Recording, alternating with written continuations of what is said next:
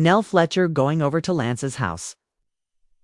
I could not help but laugh when Nell was walking up complaining about that grass. I mean, how are you going to own a whole lawn care business and your own front yard looks like a jungle? That's just embarrassing. She was right to point it out. And then, as expected, the house was empty of everything. No food, no juice, no soap, nothing. Nell already knew what time it was. That man is a single father now, and yet somehow he still wasn't prepared. Now, I want to pause here because Lance saying that being a single father is hard and that everything is on me now had me shaking my head. You know why? Because women have been doing this for centuries and nobody ever feels sorry for them. Women, especially black women, have carried this exact same load. And people would have just told them that's your responsibility. So while I understand Lance is adjusting, I couldn't feel sorry for him, not even a little. It's your kid, so step up. But this is where Nell shines, because she may be tough, but she always steps in when family needs her. For all the people saying she's difficult, here she was offering to help. She told Lance she would come over and stay with the baby 2 nights a week so he could get some rest and some order in his life. That's not a small thing. That's a grandmother showing up. But then the part that had me on Nell's side, the way was when Lance asked her if she needed to check with Chris first before making that decision.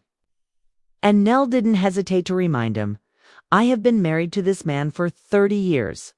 I don't need permission to make a choice about my own time. That was the realest thing she could have said. If Chris and Nell's marriage is healthy, then it's because she is her own person and doesn't have to beg for permission. And let's be real, grandmother stepping in is nothing new. It has always happened. It's just that, usually, we see the maternal grandmother doing most of the work. Of course, in the middle of all that, Destiny had to pop up with some mess. She called Nell, and it seemed like the baby must have finally been asleep, because Nell entertained the conversation. Destiny wanted to talk about how she found out about this new grandbaby through Instagram instead of from Lance himself. Honestly, Destiny wasn't wrong for feeling some type of way.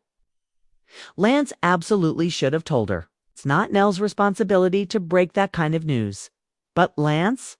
He was involved with Destiny enough to send her a text right before posting about his child online, so clearly there were still feelings or at least some kind of tie. For him to not say anything directly was disrespectful. Do I think Destiny was heartbroken? Not at all. But it's just about basic respect, and Lance dropped the ball. That's why it's so frustrating to watch the Fletcher family act like they didn't know anything. You cannot convince me that Nell didn't already know about that baby before. The cameras. You cannot convince me that Lance's parents didn't know either. It just doesn't make sense for him to suddenly be a full-time custodian of a child and nobody knew a thing. The way they tried to spin it felt like a flat-out lie, and honestly, they should have come up with something better. Viewers can see through that kind of thing. And when Lance tried to say that if the shoe was on the other foot, he would understand, I rolled my eyes so hard. First of all, that situation wouldn't even happen because women don't get to hide pregnancies. You literally have to walk around with your belly showing the whole world what's going on. So, no, the shoe would never be on the other foot, and that was just another weak excuse. Meanwhile, over with Kimmy and Tisha, we had another scene that had me cringing. Kimmy was supposedly shopping with Tisha, but you and I both saw that Tisha was just pretending to look at clothes for the cameras. She wasn't serious about shopping, she was there to talk. And the whole time I kept thinking, why are y'all in this store yelling about personal business? I don't know who owns the store, but that is not the place for this kind of conversation. Still, this is what Tisha Dushie tries to distract herself. She even said she needed retail therapy because Marsa has been working so much. But let's be honest, Tisha, instead of retail therapy, maybe you need to find yourself a real office space so Marsa can't just push you out whenever he feels like it. That would be more productive than fake shopping. And then comes Destiny again, this time talking about her business, Madani. Now, I will give her credit. The move to e-commerce makes sense because those shelves were always empty in the physical store. But at the same time, you can't just slap your business on TikTok Live and think that's enough. We've seen this story before, and it always ends with the same issue: bad business decisions. And it's funny because Destiny named her business in honor of people she cared about. But if you don't run it properly, you're actually disrespecting the name you chose. That's something both Destiny and Martell need to learn. Just because you have passion doesn't mean you're automatically good at business. Speaking of Martell, of course, his name had to come up again. Destiny brought him up while talking about apologies and change. And I'll admit, she wasn't wrong when she said that an apology means nothing without changed behavior. But here's the thing. Martell has shown us who he is. We've seen him burn bridges. We've seen him fail to take accountability, and we've seen him use his charm to get back into good graces only to mess up again. So when Destiny says that, she should also realize she's proving the point that Martell hasn't changed. And the loyalty she shows him is exactly why Melody walked away from her.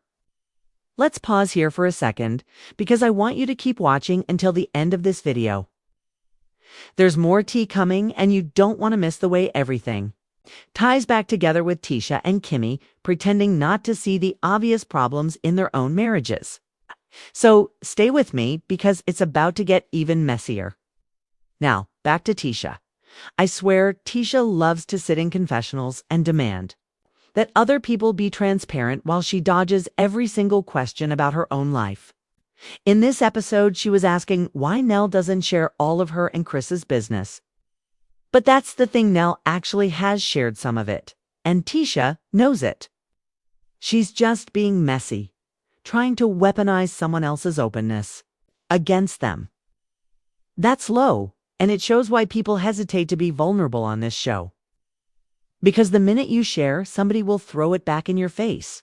The irony of Tisha trying to press Nell about her marriage while ignoring her own problems with Marsa is not lost on anybody. We all remember when Tisha was crying in Houston over that red dress situation, 'cause Marsa might have been talking to another woman. That insecurity is still there. But instead of facing it, she hides behind passive-aggressive comments and fake retail therapy scenes. And the truth is, if Nell and Tisha ever had to really go at it, my money is on Nell every single time. Is not built for that fight. She's too passive-aggressive, too much of a pick-me, and honestly, too naive when it comes to her husband. And then, of course, alcohol had to make the situation worse. We've seen Tisha get messy at parties before.